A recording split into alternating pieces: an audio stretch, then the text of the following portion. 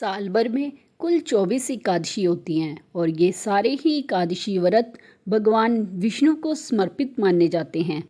इनमें से कुछ एकादशी को बहुत ही महत्व माना गया है, जैसे कि जेठ मास की शुक्ल पक्ष की एकादशी जिसे निर्जला एकादशी और भीमसेन एकादशी भी कहते हैं।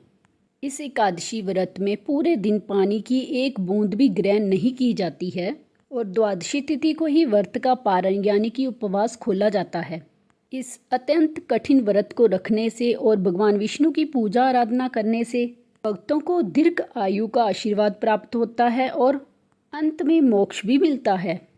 महाभारत काल के समय यानी कि द्वापर युग में भीमसेन ने भी निर्जला एकादशी का व्रत रखा था, इसीलिए इसे भीमसेनी एकादशी भी कहते हैं। कहा जाता है कि अगर साल में इस एकादशी व्रत को रख लिया जाता है उसे पूरे साल की एकादशियों के व्रत का फल प्राप्त होता है।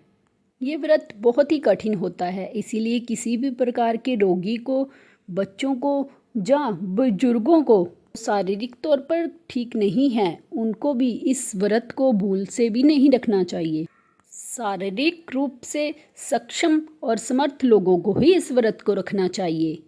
निर्जला एकादशी का व्रत जो है उसे में निर्जला रह के इस व्रत को रखा जाता है।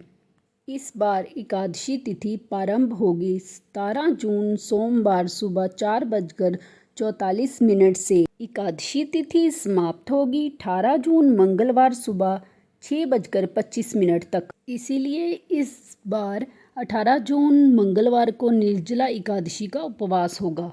अब आप ये सोच रहे होंगे कि जब 17 जून को सुबह से ही एकादशी लग रही है तो हमें 17 जून को व्रत क्यों नहीं रखना चाहिए।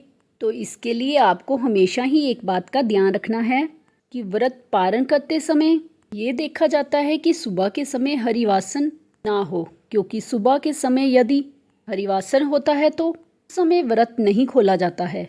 जिस दिन सूर्य उदय से पहले एकादशी हो, सूर्य उदय के बाद द्वादशी तिथि लग रही हो, उस तिथि में सभी के लिए व्रत रखना बहुत ही शुभ माना जाता है। सभी वैष्णव संप्रदाय के लोग या इस कौम से जुड़े हुए लोग आज के दिन ही व्रत रखेंगे, यानी कि 18 जून मंगलवार के दिन ही व्रत रखेंगे। ऐसे में सभी ग्रस्त जनों को भी यही सलाह दी जाती है कि 18 जून को ही एकादशी का उपवास रखें।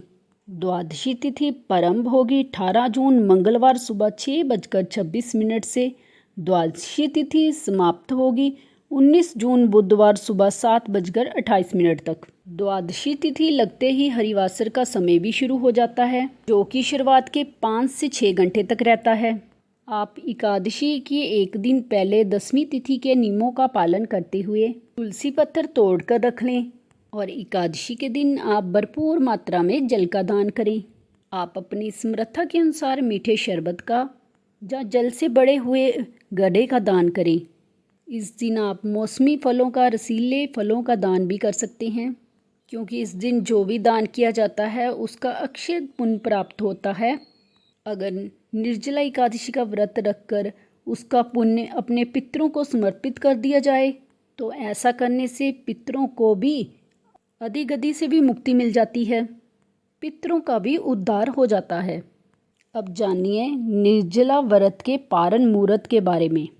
18 जून को व्रत रखा जाएगा और 19 जून बुधवार को व्रत खोला जाएगा। व्रत खोलने को व्रत पारना कहते हैं और सुबह 5:45 से 7:28 तक का जो समय है वो व्रत पारण करने का समय है। इसी समय में आप भगवान की पूजा करने के बाद जल ग्रहण कर अपना उपवास खोल सकते हैं।